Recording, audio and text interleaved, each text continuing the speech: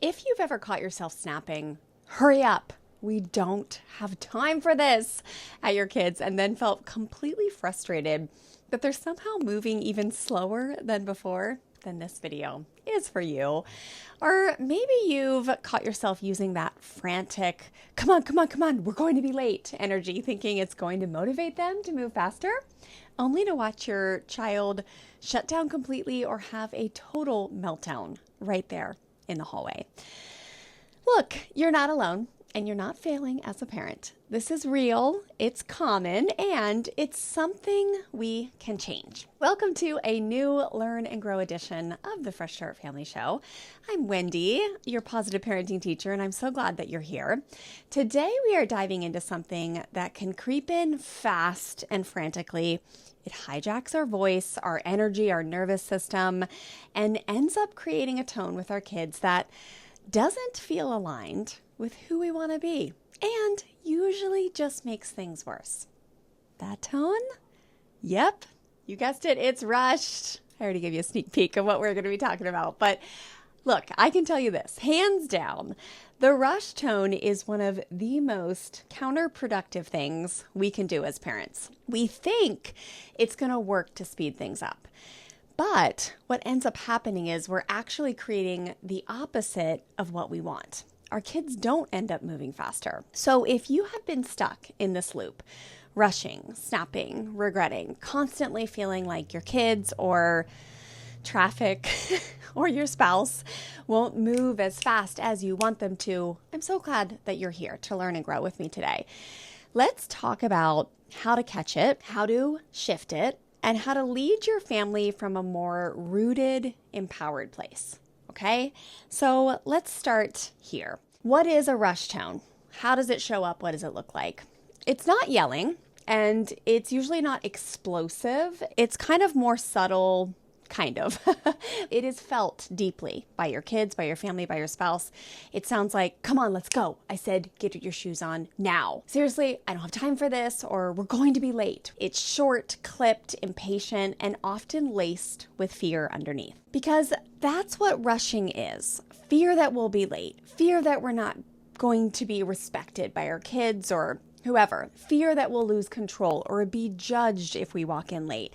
Fear that we're failing as a parent. But here's the thing. A rush tone is actually just a protection behavior. It shows up when we're in default mode, trying to control the outside because our insides feel scrambled. And it's actually our nervous system shouting, I don't feel safe right now. Even if our words might sound somewhat reasonable, we're kind of in panic mode. And most importantly, it just doesn't work. Kids resist, power struggles flare, or maybe your kids comply, but it costs the relationship because if we're being honest, we've usually used threats, bribes, intimidation to get them out the door. And deep down, we know that connection built on fear or cooperation built on fear, it never lasts.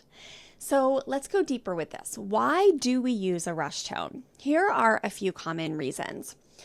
We're trying to keep the peace externally because we don't feel peace internally. A lot of times it comes down to lack of self-confidence. We're carrying subconscious beliefs that being late equals being a bad parent. I see that often. We haven't given ourselves margin, so no pause, no breath, no space, and we're parenting in reaction mode to chaos instead of from a proactive planning place. Sound familiar? If yes, you're not alone. Every parent I coach struggles with this at some point. Even I have to catch myself sometimes. But awareness is powerful because when you catch yourself in that rush tone, you create that sacred pause or stop sign, I like to call it. That pause between stimulus, your kid's not moving as fast as you want, and response. And in that space, you can choose. It's your power to choose. So how do you catch yourself in a rush tone before it spirals and turns into chaos? Here are 3 practices I've taught and used myself. Number 1, name it in real time. Pause and say out loud, okay, I'm realizing I'm talking in a rush tone right now. This really helps our nervous system downshift, so to speak, and models self-awareness for our kids. Number 2, check your body. Ask yourself, am I breathing? Am I clenched? Am I talking fast, loud, fast? If yes, soften your body, exhale. Wiggle your toes, let your shoulders drop. 3, remember your power. You're never going to be an octopus with 8 arms. And you don't need to, nor can you, fix, carry, or solve everything in short amounts of time. Speak like a leader, not a lifeguard, I like to say. And remember, you're allowed to take 10 extra seconds to respond instead of react. And here's something big.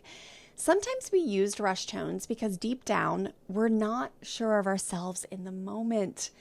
We feel overwhelmed or we feel insecure, so we speed up to feel in control or maybe even important. Sometimes it gives us this illusion of authority when we're actually just kind of like untethered and doubting ourselves. So when you feel that, again, I want you to try to relax. I know it's easier said than done, but breathe. Loosen your jaw, step out of your frantic, and remind yourself what you do and what you accomplish is not who you are. You're still a good parent, even when things get messy, even if you walk into church 5 minutes late. You don't need to base your life on performance. You just need to show up with intention, contribute instead of control. And I want you to ask yourself, what do I think is the most important thing I could do right now in those moments when you're like trying to get out the door? How can I help my kids through this moment? These are questions you can ask yourself. Who can I ask for help so we can get out the door or get this task done as a team? We call this interdependence. That shift from urgency to purpose, it starts to rewire your brain, your mind, your nervous system, and you stop acting like everything's an emergency and start leading from a place of calm, sacred confidence. Even just noticing the rush tone is a win. Awareness is the first shift, and I really want you to celebrate it when you start seeing it. Okay, so here's how we shift from rushed to rooted, so to speak. Number 1, use empowered language with your kids. Instead of let's go, we're late, try let's take a breath together and reset. I want to leave in 5 minutes. What do you need to be ready? Okay, number 2 is connection language. You can say something like this. Look, kids, I know mornings are hard sometimes. I'm here to help you through it, not fight you through it, right? You're establishing the team, which helps your children feel like they belong. Number 3, invite collaboration. Instead of barking orders, offer what's one next step you can take, kiddo, to get yourself ready so we can leave on time. These are empowerment prompts. These phrases say, I see you, I trust you, we're in this together. And even if your kids still resist a little, they will feel the shift in you, I promise. Your tone kind of becomes an anchor, not a whip. So I want to leave you with this, families. You're not broken if sometimes the mornings or bedtime seems manic. Your rush tone doesn't make you a bad parent. It makes you human, okay? But you are also powerful. You are a lighthouse in the storm, not a drill sergeant on the shore. You can shift how you show up moment by moment by taking that sacred pause, softening your tone, and anchoring back into love instead of fear or manicness. I believe in you, I see you, and I know what's possible when you parent from a place of connection, not chaos.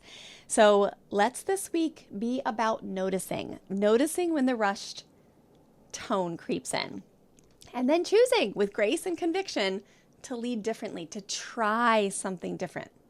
And if your family has a pattern of meltdowns before school or being late getting out the door, or oftentimes I see it show up at bedtime for families, it's not failure, it's information, okay? Patterns are actually a source of empowerment because once we see the patterns, then we can get proactive. We can plan ahead. We can change our rhythm instead of just reacting to it over and over and then blaming our kids for the problem.